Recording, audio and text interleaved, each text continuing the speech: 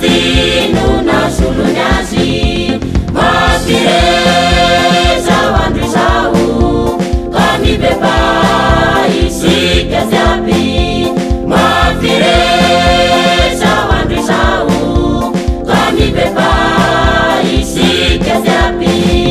ninonina zavatra tao dia tino aminy Jesosy fa izy no amonjy anao aminy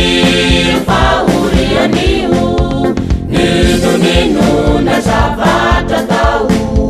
dia tino aminy Jesosy fa izy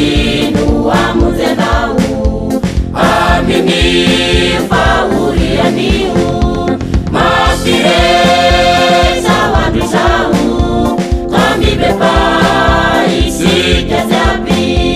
mampireza andro izao ka mibeba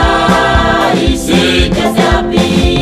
sika fiangonana zay vory eto mba mibeba sy manolora-tena azavariana aminy rendrarendra fa ny eto tany sy mba maharitrela sika fiangonana zay vory